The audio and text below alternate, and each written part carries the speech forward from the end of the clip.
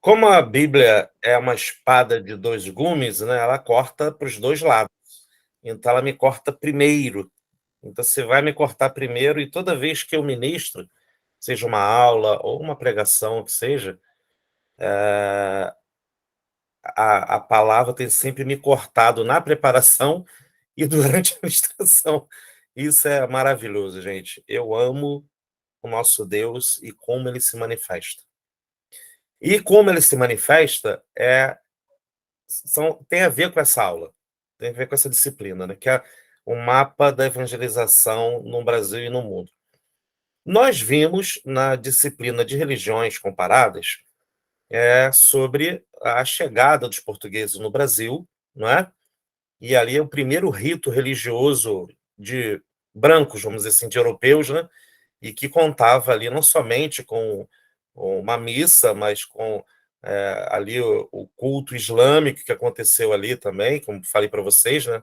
Vocês se lembram disso?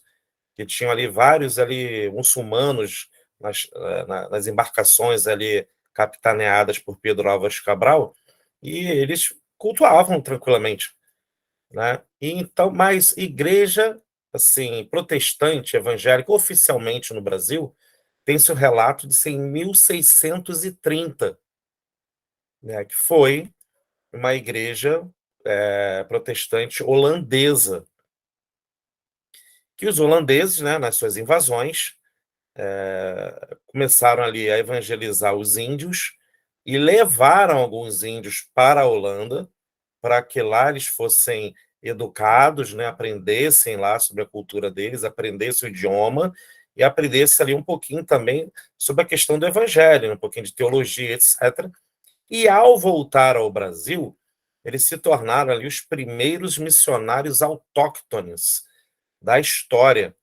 Então, relembrando aqui a palavra autóctone, ela é relativa justamente a uma pessoa que se prepara em outra nação, né? Ela é preparada por outra nação para evangelizar sua própria nação. Então, exemplo disso é o apóstolo Ralph Fels, né? Que ele passou 20 anos aqui no Brasil, né? Nesses 20 anos aqui, ele cresceu, ele se preparou, né?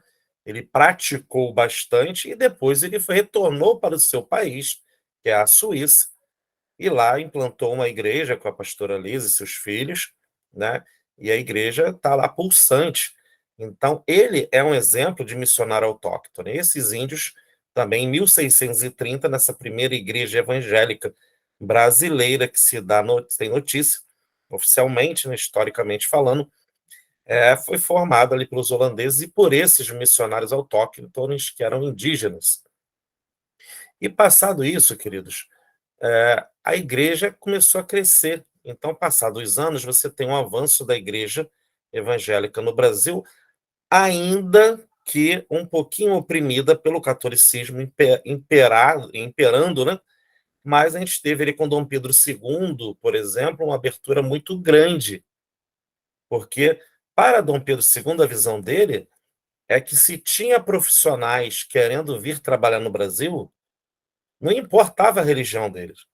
Então, ele abriu as portas para judeus, para protestantes, querendo o crescimento nacional, proporcionando ali um crescimento nacional em vários setores. Então, esse pessoal não podia ser impedido de praticar a sua religião, né? Então, vocês, ao visitarem a cidade de Petrópolis, por exemplo, vocês chegando ali na Catedral de São Pedro de Alcântara, que é a igreja católica construída por ordem da princesa Isabel, né? Então, na rua ao lado dela, mais para frente, você encontra ali uma igreja luterana da mesma época. Então, uma construção ali da mesma época, uma construção em estilo europeu, então da mesma data ali mais ou menos do Segundo Império. Então tinha ali os luteranos ali que também se abrigaram naquela cidade, trazendo ali crescimento e também o seu culto religioso, né? Só que quando a gente para hoje para olhar como é que está o mapa do Brasil. Então, quando a gente vê o mapa do Brasil e olha o avanço do evangelismo, do crescimento do cristianismo no Brasil, nós vemos algumas coisas destoantes. Por exemplo, eu coloquei para vocês que o estado brasileiro que é mais dificultoso para os evangélicos é o Rio Grande do Sul. E também é o estado que tem mais adeptos de religiões de matriz africana. Aí você pensa, pô, não é a Bahia, mas na verdade muita gente pensa que é a Bahia, porque a Bahia é que está na mídia com essa questão de religiões de raiz africana. Mas, na verdade, o que tem mais adeptos é o Rio Grande do Sul.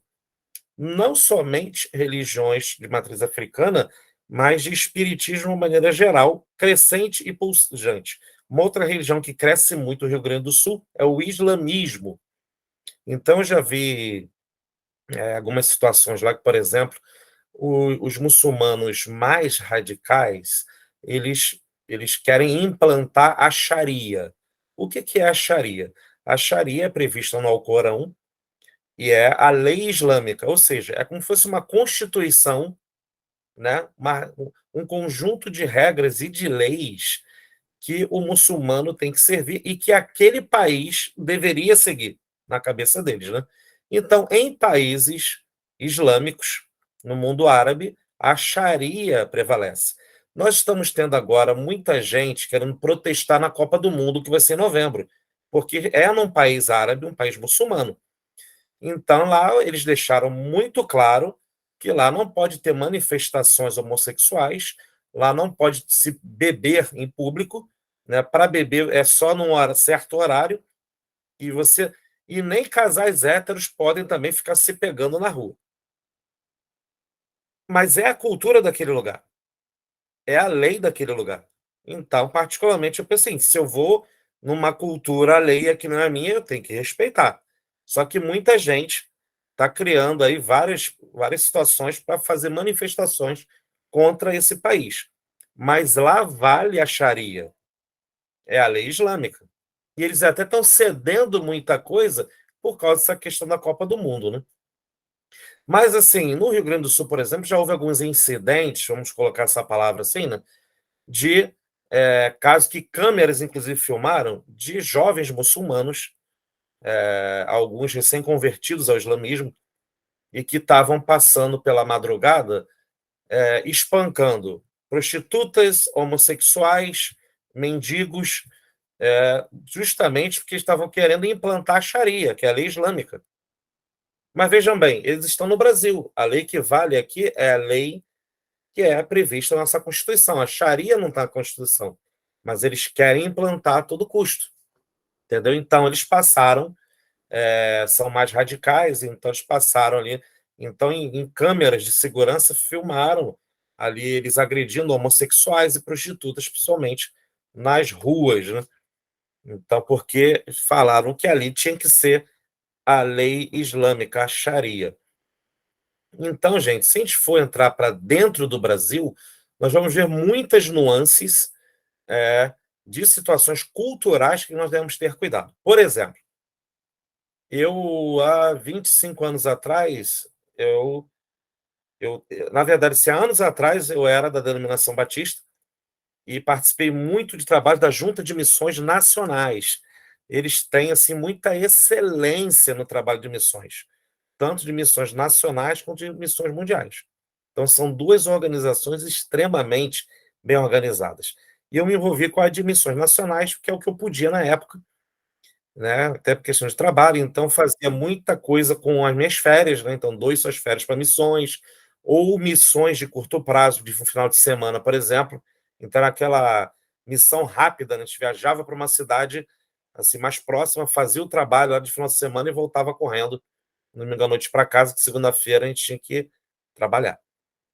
Mas numa dessas, eu estava numa cidade no interior do Brasil e eu fui visitar algumas casas, batendo de porta em porta, e um senhor me atendeu, e ao ver que eu estava com a Bíblia ali na mão, coisa e tal, né, mas o pessoal, ele falou assim, um momentinho, ele voltou lá para dentro e voltou com um facão na mão, aquele bem grandão assim, que eles chamam de teçado em alguns lugares do Brasil. E falou assim, você veio falar mal da minha mãe Marinha e do meu padrinho Padre Cício, eu falei assim, de maneira nenhuma. Como eu vou falar mal da mãe de Jesus? E como eu vou falar mal do grande Padre Cícero Romão Batista, uma pessoa assim que trouxe muito avanço para o interior do Brasil, né? Então, eu tinha que conhecer muito bem a história do Padre Cícero e tinha que conhecer muito sobre Maria. E, gente, crente que não conhece sobre Maria está com defeito de fabricação. Porque às vezes nós temos um preconceito por causa do catolicismo e pulamos Maria da Bíblia. Mas pararam para pensar que ela foi uma menina escolhida por Deus para ser a mãe de Jesus? Que mulher fantástica, gente. Só que aquele contexto ali no interior do Brasil, eu ia tomar uma facada. Porque eles têm uma visão diferenciada de Maria. Mas eu tinha que conhecer aquela cultura local ali, eu tinha que saber entrar naquela cultura sem perder a palavra que eu tinha para ministrar. Perceberam ali? Eu não ia mentir, eu não ia voltar atrás no que eu creio, mas eu ia usar o que ele acredita a meu favor. Então, falei bem do Padre Cícero, porque realmente, socialmente, o Padre Cícero ele trouxe alguns avanços ali para a comunidade local onde ele estava inserido, né? E foi excomungado pela Igreja Católica, depois foi readmitido recentemente, né, já depois de muito tempo morto. E Maria, a mãe de Jesus. Como não falar bem de Maria, né? Então, a gente tem que saber como chegar. Então, eu cheguei nessa casa, o camarada puxou o facão para mim. E já teve cidade que eu fui no interior de Minas, por exemplo, que ao chegarmos lá, estava recém-casado, fomos eu e Flávio para uma missão também de 17 dias, e uma cidadezinha que em 10 minutos deu uma volta a pé na cidade. Vocês viram o tamanho da cidade. É que a cidade em si tinha muitas fazendas, né? Então, vilas de colonos nessas fazendas. A cidade em si, o centro da cidade em si, onde ficava a prefeitura, posto médico, etc., eu dei uma volta em 10 minutos. Mas tinha, apesar disso tudo, tinha uma grande igreja católica, um cemitério, em cima de um morro lá, como sempre, né? E eles estavam construindo outro templo maior ainda, para uma cidade pequena. Mas assim que nós chegamos, o padre local mandou perguntar quem eram esses dois que chegaram lá e o que eles estavam ali para fazer. Entendeu? Então nós já chegamos sendo marcados. Veio fazer o quê? Então, gente, nós temos que saber chegar nos lugares. Ah, mas é Brasil. Sim, mas o Brasil tem dimensões continentais. E como tem dimensões continentais, é, é a mesma língua, português? Você acha que é a mesma língua mesmo? Tem lugares ali que as palavras são diferentes, apesar de ser português, né? Português brasileiro, mas tem coisas que eu fiquei enrolado. As pessoas falavam comigo, eu falei assim, gente, não estou entendendo nada. E a cultura alimentar também, a gente tem que estar sujeito a isso. Então, gente, como eu fiz um quadrinho para vocês, né, que mostra a questão de cultura. Então, assim, quando a gente pensa em cultura do lugar, a gente tem que pensar a minha cultura, o que eu penso, o que eu sinto, o que eu gosto ou deixo de gostar, a cultura daquele local que eu estou indo, como as pessoas vivem, como as pessoas comem, né, qual é a ideia deles de vida, a cultura da igreja local, se houver, porque às vezes eu posso ser de uma igreja de parede preta, mas a igreja local lá o pessoal usa terno e as mulheres vestidão, entendeu? Se cobrindo todo. Aí eu chego lá de camiseta, chinelo de dedo e bermuda. Você acha que os irmãos vão me dar atenção? Claro que não. Entendeu? Então, aí eu que tenho que mudar a cultura deles? Não, eu tenho que entender a cultura deles e me vestir adequadamente para que eles me entendam, para que eles me aceitem. E com o passar do tempo, com calma, respeitando as individualidades, aí eu posso começar a querer melhorar a situação ali, pregar liberdade para eles de coisas que são homens que criam. Uma questão da vestimenta, por exemplo. Mas eu estou falando assim para vocês entenderem que a questão da cultura ela é importantíssima e nós devemos respeitar isso para entrar em cada lugar. Às vezes, numa cidade, tem culturas diferentes. Por exemplo, uma cidade do Rio de Janeiro, uma cidade grande. Se você está na Zona Sul, é uma cultura. Se você está na Zona Oeste, é outra cultura completamente diferente. Outro jeito de falar. Aqui em Cabo Frio, por exemplo, nós temos a igreja aqui no centro de Cabo Frio e uma igreja no bairro de Esperança. Apesar de Cabo Frio ser uma cidade pequena, diante do Rio de Janeiro, são culturas diferentes.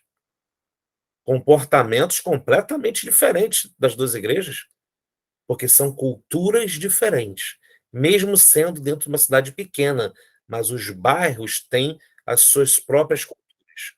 Então a gente tem que prestar atenção nisso. Queridos, olhando para a questão mundial agora, eu falei muito sobre a questão de perseguição. A gente tem que prestar atenção na questão cultural também, quando a gente vai para outro país, principalmente, não é?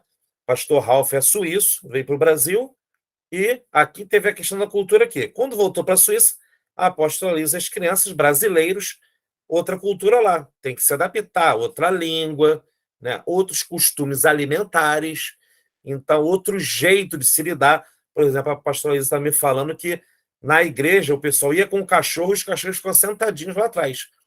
E se ela chegasse e não cumprimentasse os cachorros, o dono do cachorro ia embora de cara feia. Cultura. Deu para entender? É a cultura deles. A gente não cabe a gente criticar. Qual o problema? Oi, cachorro, tudo bem? Eu falo o nome do cachorro. Oi, Bob, por exemplo. Problema nenhum. Ah, Marcelo, mas eu tenho medo de cachorro, eu não gosto. Então, você tem que começar a orar imediatamente, se Deus te chamar para um lugar assim. Entendeu? Porque é diferente. Eu já tive em lugares no Brasil que eu fui comer alguma coisa oferecida para mim, né? Me ofereceram um prato típico lá. Quando eu olhei, eu falei assim, Jesus. Sabe aquelas visões assim, tipo de caldeirão de bruxo, desenho animado? Tá mexendo assim, tem um monte de coisa ali, tu não sabe o que que é? Eu falei, pai do céu. Só que se eu não comesse nem um pouquinho, ia ser uma desfeita terrível. Terrível, gente. Na missão de paz, que os fuzileiros navais que nós fizeram lá em Angola, nós tivemos um problema assim com um tal de Fuji, que nas tribos o pessoal se senta ao redor do caldeirão para comer.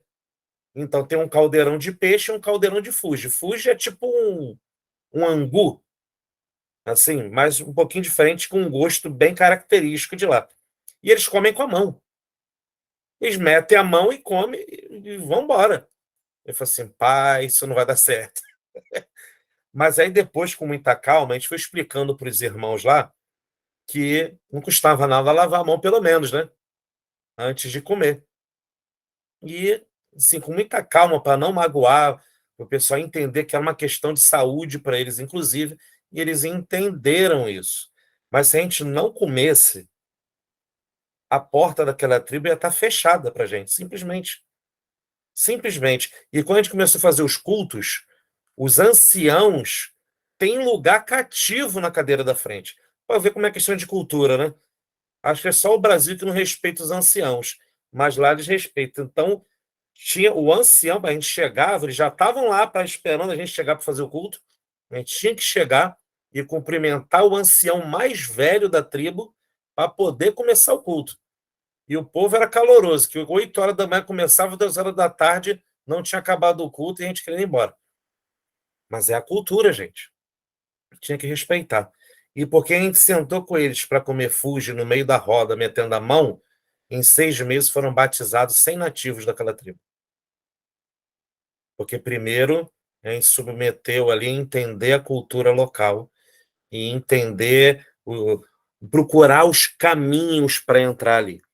Sobre questão de cultura, eu quero indicar para vocês alguns livros para vocês. Don Richardson é um cracaço, é um craque sobre essa questão transculturais, porque ele foi missionário muitos anos e sempre assim, povos indígenas inalcançáveis, era o que ele gostava. Então ele escreveu o Totem da Paz, escreveu Fator Melquisedeque, tem na nossa biblioteca, vai lá, porque é um livro onde ele mostra que você assim, não tem cultura que não tenha um sinal de Deus e de Jesus. Deus deixou ali um sinal dele em todas as culturas antigas mundiais. Você tem que saber achar. Igual Paulo chegou na cidade lá e encontrou o altar ao Deus desconhecido. Ele, opa, é isso aí que eu vim falar. E nesse livro, Dom Richard fala da história de como surgiu esse altar também. Queridos, nós temos em questões mundiais assim a janela 10 por 40, como eu coloquei para vocês, né? É uma coordenada.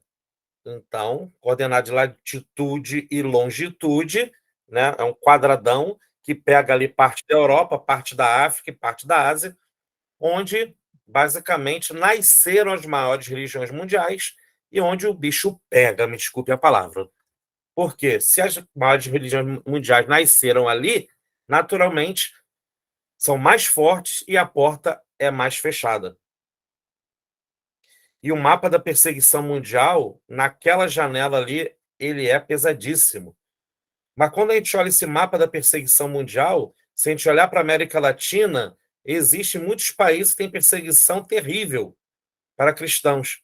O México, por exemplo, eu falei para vocês da cultura religiosa deles, né? Como eles adoram a morte, por exemplo, como um anjo, e Jesus Malverde, inclusive, se me falha a memória, na Netflix estão lançando ali, não sei se é um filme ou uma série, Malverde, que conta a história desse santo narcotraficante, porque ele virou um santo, padroeiro do crime organizado, e tem uma verdadeira adoração a ele. É incrível. E a morte também, que é um anjo que só traz bênçãos para ele. Você vê em desenhos animados, inclusive a cultura da morte muito enraizada no México. Se você chega pregando a vida, é complicado. Então, você tem situações ali na Guatemala, por exemplo, de altíssima perseguição na Colômbia por causa das Farc, né, que é as Forças Armadas Revolucionárias da Colômbia, os guerrilheiros que são narcotraficantes e perseguem, aprisionam cristãos por anos, se for o caso, fazem de refém, então é complicado. No Peru há um crescimento também de perseguição, na Bolívia, no Uruguai e na Argentina. E aí no Brasil, vocês acham que tem perseguição? Muito bem. Então agora eu queria entrar nessa parte profética com vocês, tá bom? Queridos, na minha juventude e adolescência, eu fui influenciado por grandes homens e mulheres de Deus, assim como vocês. Então, por exemplo, se eu perguntar para vocês aqui, fala aí uma pessoa que influenciou você na sua juventude, na sua adolescência, algum pregador que você gostava de ouvir do passado, assim, grande, né? Então, no século XX, nós tivemos ali Jim Swaggart, né? Oh, meu Deus do céu, tantos homens e mulheres valorosos, pregadores, né? Eu tive no Rio de Janeiro com Reinhard Bonk, um alemão que pregava para milhões de pessoas na África, algo fantástico, assim, né? Billy Graham, um grande evangelista que pregava para grandes multidões, mas nenhum desses impactou a minha vida de maneira tão grande quanto um holandês franzino apelidado de Irmão André. Né? Ele é holandês, tem um nome difícil, que eu não vou usar aqui, tentar repetir. Eu pensei que fosse uma mulher quando vi o nome, mas não era de homem. Mas o Irmão André, ele criou a missão Portas Abertas, e o primeiro símbolo da missão Portas Abertas era um Fusca, que era o carro que ele utilizava, porque antigamente nós tínhamos a Guerra Fria, né, a antiga União Soviética, né, e os países comunistas do leste europeu. Então, o irmão André começou com seu Fusquinha a contrabandear Bíblias para dentro desses países. E tem histórias fantásticas dele, tem o livro O Contrabandista de Deus, tem histórias fantásticas e alucinantes, coisas assim impossíveis de se imaginar, porque ele contou uma vez uma história de que ele estava entrando nos países, lá, passando pela fronteira, não me lembro se foi a Polônia, e ele conta que ele pedindo a Deus, Deus, não deixa o cara me parar, não, porque na mala da frente ali do Fusca estava cheio de Bíblias, mas o guarda parou ele. E ele fez uma oração muito louca. Ele falou assim: Deus, tu deu visão a muitos cegos. Eu peço agora que tu tire a visão desse guarda. E o guarda foi lá, abriu a mala, olhou, olhou, olhou, fechou a mala, falou para ele assim: ô cidadão, vá correndo antes que esses tomates estraguem. Gente, assombroso. Deus fez com aquele cara que ele guarda, em vez de ver Bíblias, ele visse tomates. Não sei se você já viu a mala de um Fusca. Para caber caixas de tomate numa mala de Fusca, só Deus. Que é uma coisa muito pequena, é estreita. Então aquele cara abriu ali e viu tomates. Então é uma coisa sobrenatural. Então ele contrariava a Bíblia, mandando por balão de gás a Bíblia por cima da fronteira. E depois, o fim da Guerra Fria, né, e a abertura desses países do leste europeu, aconteceu um fato assim que acabou a missão Portas Abertas de maneira nenhuma. Agora eles passaram a apoiar a igreja perseguida dentro de países muçulmanos e de comunistas que ainda existiam, como a China, por exemplo, Coreia do Norte. E na década de 90, década de 1990, né, eu participava de muitos congressos de missões, muitos eventos missionários. Eu cresci aos pés de pastores missionários, que me moldaram. E eu sou muito grato a eles por isso. E, queridos, num desses congressos tinha um irmão da China. E ele falou uma coisa que, na época, um adolescente imaturo, eu falei assim: tá amarrado, rapaz, sai para lá. Que ele falou que a oração dos irmãos na igreja na China é que nós passássemos pelo nível de perseguição que eles passavam, para a gente experimentar assim, o poder de Deus que eles experimentavam. Eu falei assim: tá amarrado, não precisa disso não, gente. Tá doido? Só que eu não entendia naquela época. Eu não entendia. E aqueles irmãos experimentavam algo fantástico no poder de Deus, porque eles tinham perseguição. Como eu falei para vocês, o irmão André, ele faleceu, foi uma das pessoas, foi impactado essa semana, né? Ele faleceu no dia 27. Eu acordei com essa notícia e entrei de luto. Eu perguntei assim para algumas pessoas: como pode você ficar de luto por alguém que você nunca conheceu pessoalmente? Você pode, se essa pessoa impactou poderosamente a sua vida. O irmão André impactou poderosamente a minha vida, mais do que Billy Graham, por exemplo, que pregava para multidões. O irmão André não pregava para multidões, mas ele levava quase de maneira quase escondido, né, o amor de Jesus para poucas pessoas que estavam sendo oprimidas em países que tinham alto nível de perseguição. E aí, ontem, dia das eleições aqui no Brasil, eu acordei com uma outra notícia ruim. Um irmão André brasileiro, Givan Correia Bezerra. Eu falo o nome aqui para vocês, ele é um anônimo, vocês não conhecem ele. Mas ele cultuava o Deus vivo na Igreja Batista de Moça Bonita, em Padre Miguel, no Rio de Janeiro, onde eu cresci. E esse irmão usava dos recursos dele para pegar a garotada desprezada na rua, para pregar o evangelho e ensinar a ser bons cidadãos. Ele, quando fez 75 anos, foi gente que foi criança dele e de outros lugares do Brasil, até do mundo, para prestigiar esse homem de Deus. O tempo passou e o Givan ficou numa cadeira de roda, muito debilitado. Mas ainda assim, a criançada, os líderes hoje da criançada lá, dos embaixadores do Reino, um grande trabalho da Igreja Batista, homenageava constantemente esse homem de Deus. O Givan ainda mantinha um trabalho, ele ensinava música para a garotada da Vila Vintém, sem nunca ter aprendido música. E uma vez ele pediu para um irmão, que foi um dos seus meninos, que ele doasse um violão para um desses meninos que não podiam comprar violão. Aí esse irmão fez o seguinte: ele trabalhava na Receita Federal, num setor lá que pega apreensões, né?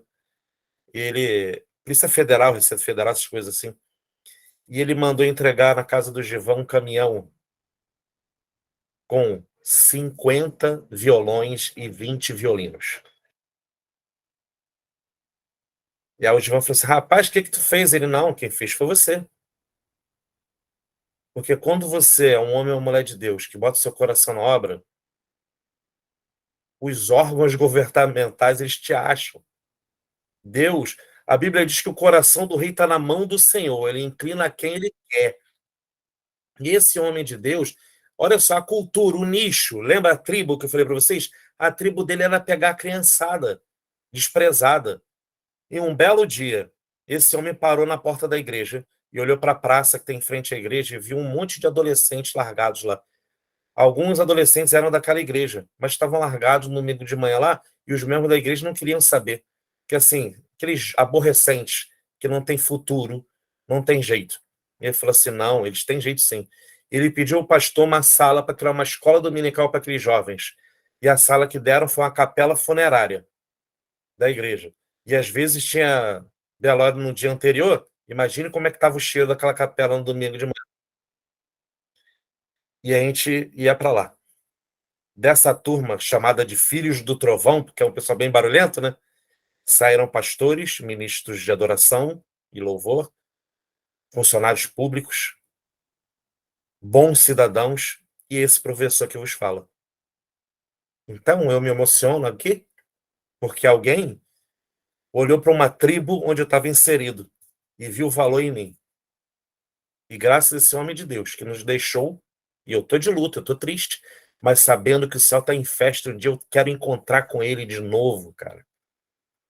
Mas é por isso que eu estou aqui com vocês hoje. Porque alguém olhou para uma tribo onde eu estava e falou assim: aquela garotada tem valor. E investiu. E ele investiu até o último dia da vida dele. Homens e mulheres que impactam. Vocês são chamados para isso. E como eu falei que essa aula seria profética, anos atrás, Deus me moveu em sonhos e visões que eu não entendia. E numa dessas, sabe aquele sonho que você acorda de madrugada, assustado, suando, volta a dormir e volta para o mesmo sonho? E finalmente você acorda, não consegue mais dormir e o sonho está real na sua frente. É uma visão, você está vendo. E assim foi comigo. E eu via uma grande perseguição instalada no Brasil. Isso na década de 1990. Uma grande perseguição. E eu não entendia o que eu estava vendo. Porque nessa perseguição tinha igrejas que funcionavam normalmente. Porque o governo autorizava essas igrejas a funcionarem porque tinha um funcionário do governo que era um pastor, que dizia para o governo qual igreja podia abrir as portas ou não. E eu via na visão que era um pastor amigo meu. E Deus falou, eu falei assim: poxa, Deus, mas ele? Deus falou comigo: não, Marcelo, não se liga nele, mas no que ele representa. Ou seja, um grande líder cristão, evangélico, que ia dizer para o governo qual igreja pode ou não funcionar. E hoje eu não me espanto de ver na internet vários pregadores famosos, alguns com os quais eu estudei, falarem que a Bíblia precisa ser reescrita, precisa ser redefinida. Algumas igrejas hoje, históricas, de grandes pregadores fazendo casamento homossexual e dizendo que nós precisamos nos redefinir. Será que nós temos uma perseguição no Brasil? Volto a perguntar para vocês. Alguns anos atrás, colocaram uma placa nas estações de trem de uma lei que foi validada, dizendo que era proibido qualquer culto religioso no interior dos vagões dos trens na cidade do Rio de Janeiro. Engraçado. Eu lembro de nunca ter visto um culto afro no trem. Nunca vi um culto budista, um culto Hare Krishna, mas no segundo vagão sempre tinha os irmãos lá orando a viagem inteira, até chegar na Central do Brasil, onde eles faziam uma grande roda e abençoavam o povo que ia trabalhar. Sempre no segundo vagão. Leis são criadas para falar de todas as religiões, mas na verdade canalizam para uma só. Aí depois transformaram o segundo vagão no vagão feminino. Aí o culto foi para o terceiro vagão até que ele foi suprimido. Perseguição no Brasil, queridos. Aquele irmão chinês, naquela época, eu era um adolescente maturo. Eu não entendi a parada. Mas a perseguição no Brasil já começou muitos anos atrás. Sutil, muito sutil. E hoje, o que me garante que a partir do ano que vem não tenha um pastor dizendo para o governante, dizendo qual igreja pode ou não abrir. Facinho de acontecer, muito fácil. E aí, queridos, eu quero ver cristãos se manifestarem como cristãos mesmo, defendendo a sua fé. E eu estou falando aqui num curso de missões, num curso de missiologia para missionários, para pessoas que se matricularam querendo aprender mais para pregar a palavra, para aproveitar o ID. O mapa da perseguição mundial tem crescido assustadoramente. E o mapa da perseguição no Brasil, que era mínima, o número tem crescido. Todos os anos a Missão Portas Abertas e outras instituições publicam esse mapa. E o que me espanta é que o mapa, quando chega no Brasil, o número da perseguição tem aumentado no Brasil. O fato é que nós não estamos atentos. Nós vamos para nossas igrejas, muito bem arrumadas, algumas delas muito bonitas, com toda a tecnologia transmitindo pela internet ao vivo, com luz, som, fumaça e tudo mais. Não que eu seja contra isso, mas daqui a pouco nós não vamos poder nem ter isso. Daqui a pouco o site da igreja vai cair porque o pastor falou alguma coisa que foi considerado inapropriado. Como tem cristãos aí sendo bloqueados aí. Certo dia, eu recebi uma notificação de uma certa rede social, entenderam? Por causa de discurso de ódio. Vocês sabem qual foi o discurso de ódio que eu proferi?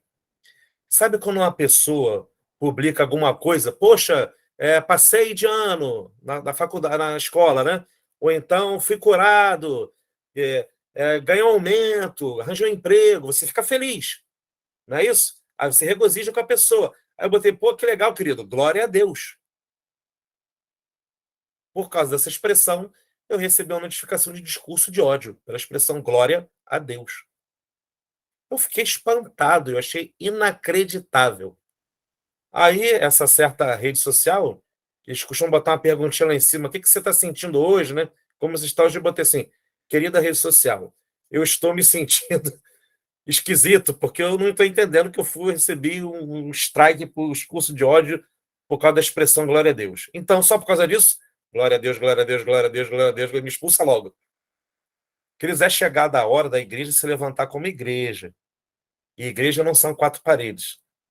Igreja é o organismo vivo que forma o corpo do Senhor Jesus.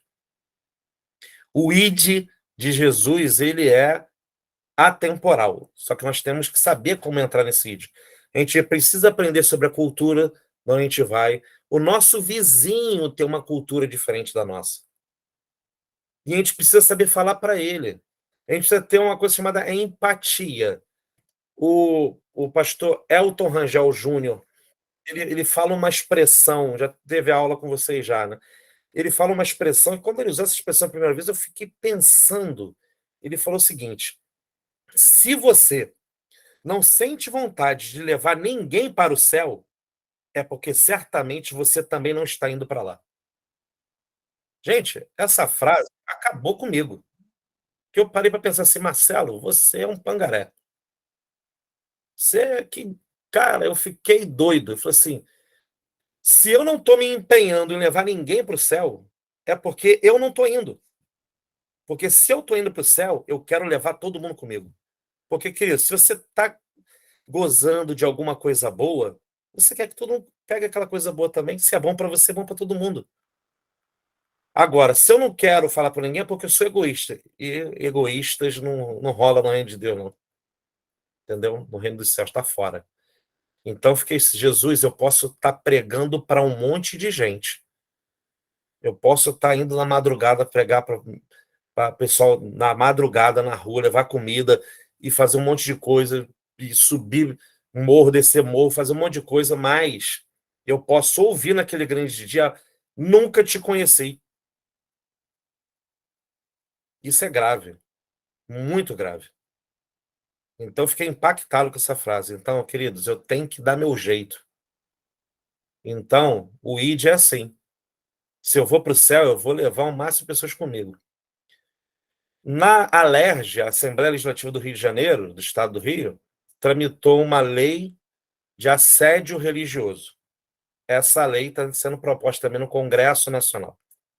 E essa lei diz que você não pode convidar ninguém para ir no grupo familiar, na célula, na sua casa. Não pode convidar ninguém para a igreja. Você não pode fazer um culto ao ar livre.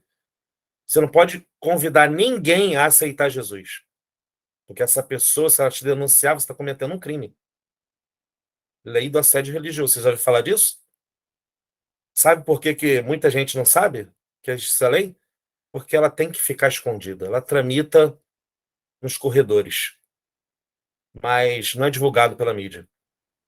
Mas uma vez aprovada, e se você for pego nisso, e tiver alguém, pode te denunciar por estar convidando alguém a aceitar Jesus. Vou repetir a pergunta.